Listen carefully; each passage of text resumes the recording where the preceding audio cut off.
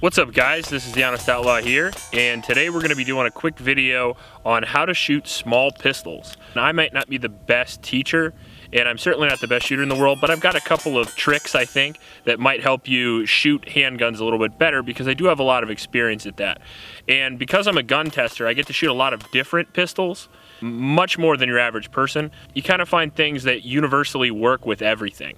So today I brought a couple of the smallest pistols that I have, which is a Glock 42, which is a carry gun that I use frequently.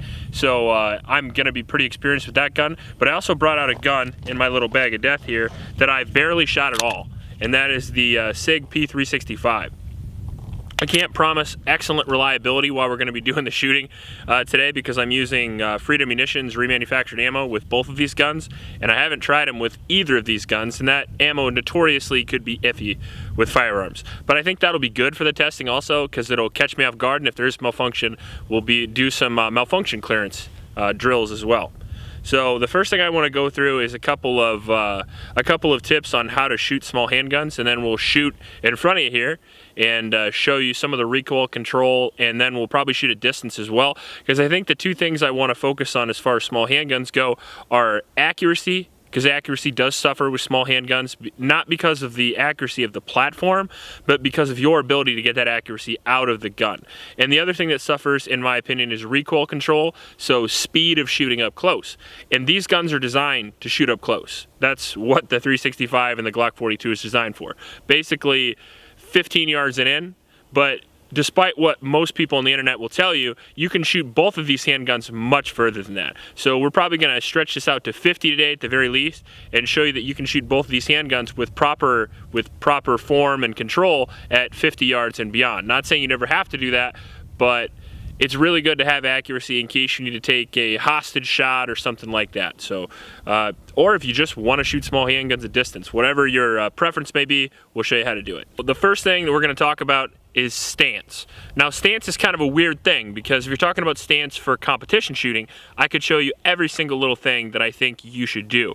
The problem with stance is if you're in a fighting type situation, you might have an ideal stance in mind, but that might not be how it turns out to be, you know? So you might be shooting while you're moving, you might be shooting while you're laying on your back, you might be shooting while you're on one knee, you might be shooting while somebody's choking you or smacking you in the head with a trash can, whatever it may be. So mind you that the upper body stance, I think, is more important than the lower body stance, because especially if you're moving or walking, you're not gonna be able to put your feet shoulder length apart, slightly bend your knees, slightly lean forward, that kind of thing. So the mechanics of the upper body I think will remain fairly similar, but as far as the lower body goes, just kind of try to be in the best athletic stance you possibly can.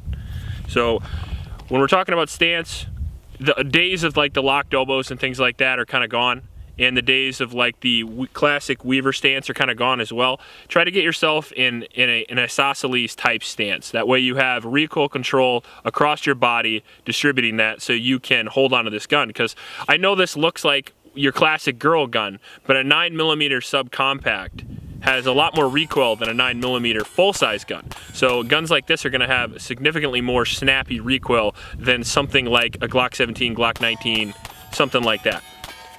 So if you're going to lean into it, just lean into it a little bit, but try to keep your body as upright as possible, because that's the stance where you can move the best. You know, you see these guys with the big tactical leans, now they can't move. So try to stay in a stance where you can move and be fluid. That's for competition, that's for fighting, whatever you may be. So keep your elbows a little bit bent and try to get kind of an aggressive stance with it. Just try to be a little bit aggressive and try to hold into that recoil. And what I'm gonna try to do with my grip here is I'm gonna try to get my hand as high as possible on the handgun, as deep in the beaver tail as possible, really force my hand into the beaver tail, grip my hand here, and then I'm gonna create a lever with my hand. So what I wanna do is lock my wrist out. Jerry Michalek, that's who I learned that from, probably the best shooter in the world, so he's a good guy to learn from. And clamp the bottom of my hand. So if you can't get your pinky on the grip, that's okay, clamp your ring finger down. So you wanna clamp here, push here, and keep that gun and force it to stay in motion. A lot of people will shoot, they'll fire the gun will cycle, they'll ride the recoil and come back down. I want you to force that gun to maintain as much forward pressure as possible.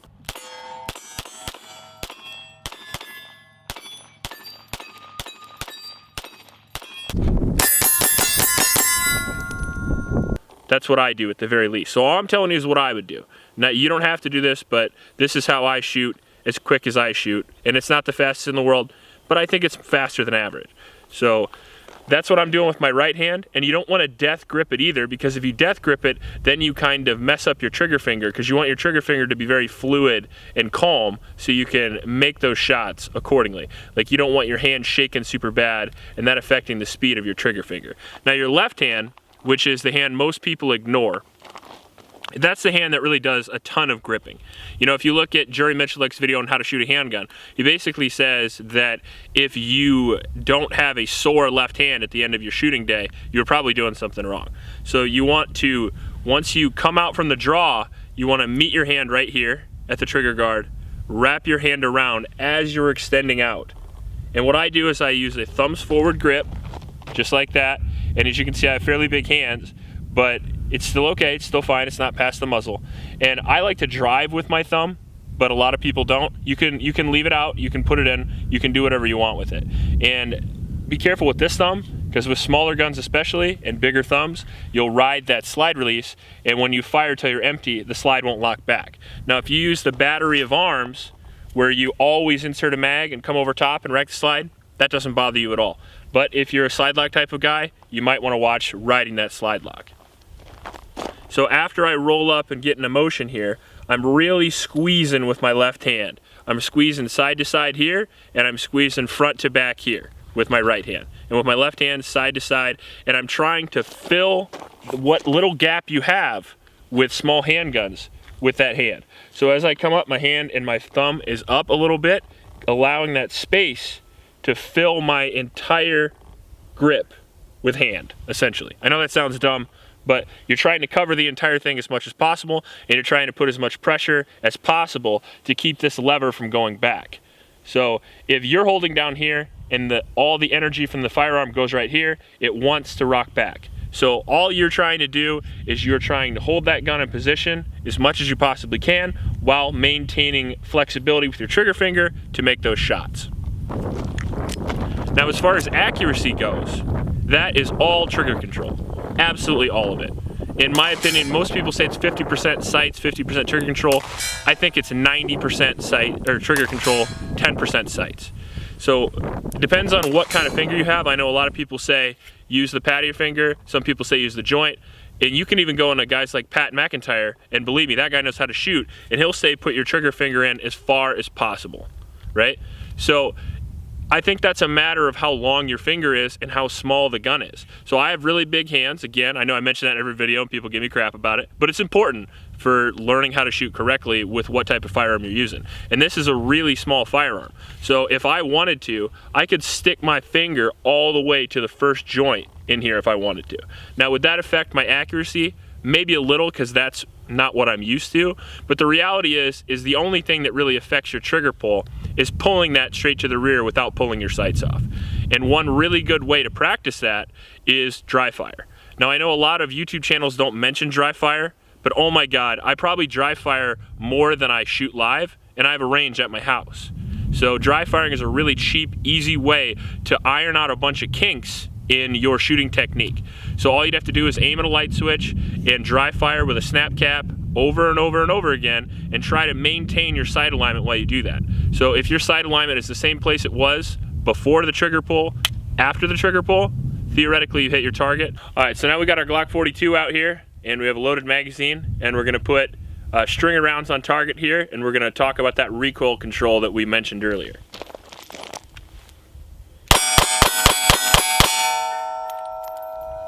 All right, so these small guns can be shot quickly as long as you have the proper technique.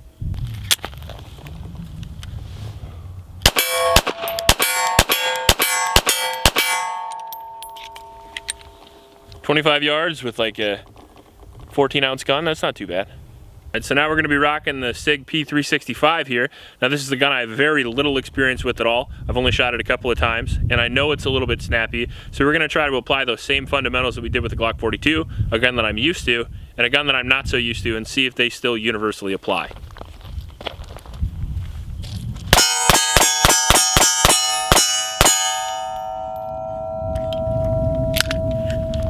Yep, The only problem I had was I thought I would be out of ammo, but I forget this tiny little gun holds 10 rounds, so I only shot like 7 or 8 and I was thinking I was out, but nice surprise. All right, so now we're at 50 yards here with the Glock 42, you know, the gun meant for 10 yards or less. But as I said, we're gonna show it's possible to shoot it a little bit further. Now, before I do that, I wanted to mention how important, again, trigger control is on a firearm like this. So when I'm pulling the trigger, right, I come in here like this, and this is how I like to hold it, and you can see that I'm kind of inchworming a little bit here. So instead of like coming in like this, it's more so like this when I pull the trigger, instead of like that. So instead of kind of hooking the firearm and pulling the firearm to the left, I'm more pushing straight, if that makes any sense.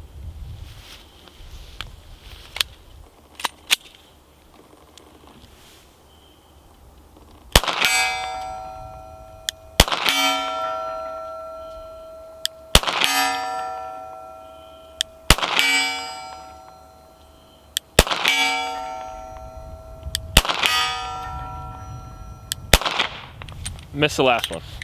Can't hit every time. So now we're back here with the SIG P365, and we'll just see how far we can shoot it. So we're here about 75, 80 yards, and we'll see how it does.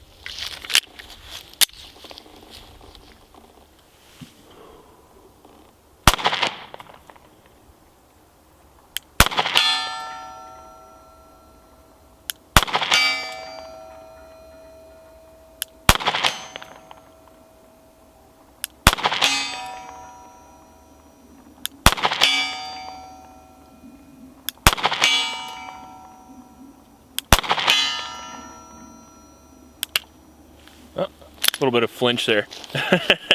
Anticipating that recoil. But as you can see, it's totally possible to shoot at this distance. It's obviously a little bit harder, and the gun recoiled a little bit more because I loosened up that combat grip a great deal to try to get that maximum amount of trigger control. Because if you're shooting at distance, trigger control, as I said, super important. And with a small gun like this and bigger hands, it's really easy to pull the gun off, especially low to the left or traditionally left. Like if I miss, I'm usually shooting to the left. And as I said, that's almost always bad trigger control. And don't worry if you miss, especially in the beginning. Missing is just part of zeroing in your problems. So everybody misses. I know most people don't show them on YouTube, but everybody misses all the time. And if you're not missing, you're going too slow.